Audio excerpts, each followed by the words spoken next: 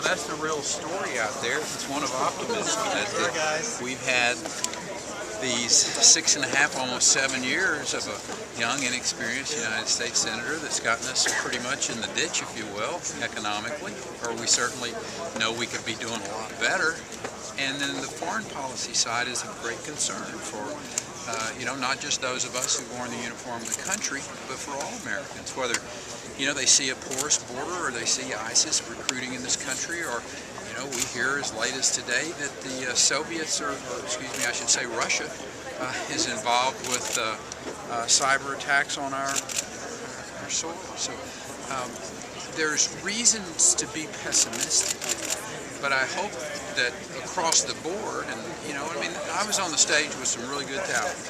I will tell you that, as I've pointed out, I'd a whole lot rather have Carly Fiorina negotiating with the Iranians than Kerry. I know we would have gotten a deal that America could live with in keeping Iran from getting a nuclear weapon.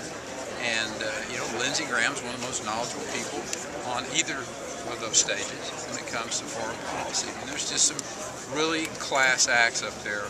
I'm honored to be on the stage with them. Do you feel like you won? Well, I don't know whether I won or not. I made my points. Americans are going to have to figure out whether they want to be led by someone who has a real record of success. If job creation and security is what Americans care about, and that's what I hear when I travel to Iowa and New Hampshire, South Carolina, and other places. They care about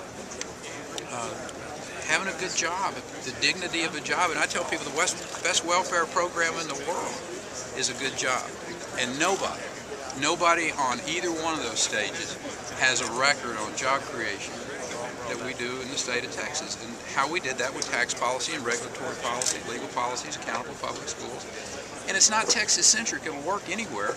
We just need a president that trusts Americans again and devolves that power back to the states. I was very satisfied with the performance up there. This is a long game.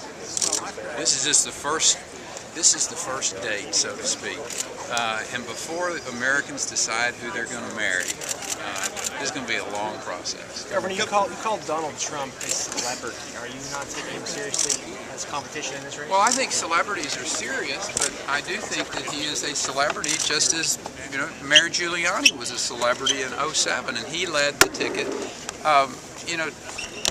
Mr. Trump and I have had some disagreements, pretty public ones, but I'm never going to be quiet when somebody takes a shot at the young men and women who have been captured and been POWs.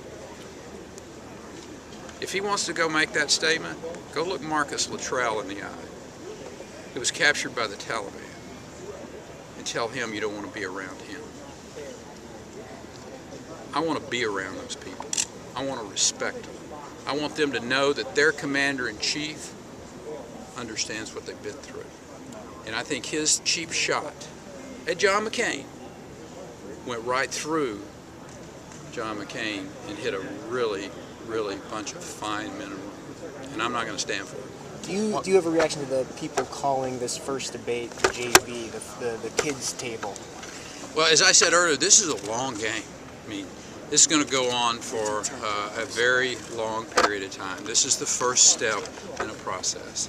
And I don't consider Lindsey Graham, Bobby Jindal, Rick Santorum, Carly Fiorina, Governor Gilmore, or Governor Pataki the JV.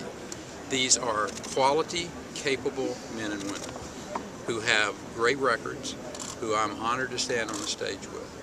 Now, with that said, I think I got the best record of anybody on the stage, whether it's at that stage or the next stage.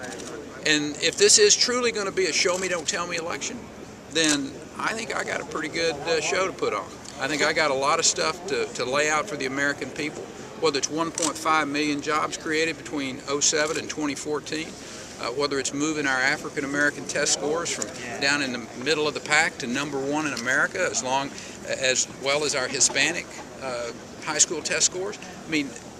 That's telling people that conservative values really work. And if you're African American in this country and you want to get ahead and have a better life, maybe give us guys an opportunity to go share with you our vision, our optimistic view, and our results. Nobody on either one of those stages has the results of job creation. You know, and Lindsay and Governor Gilmore and myself, only people who wore a uniform of this country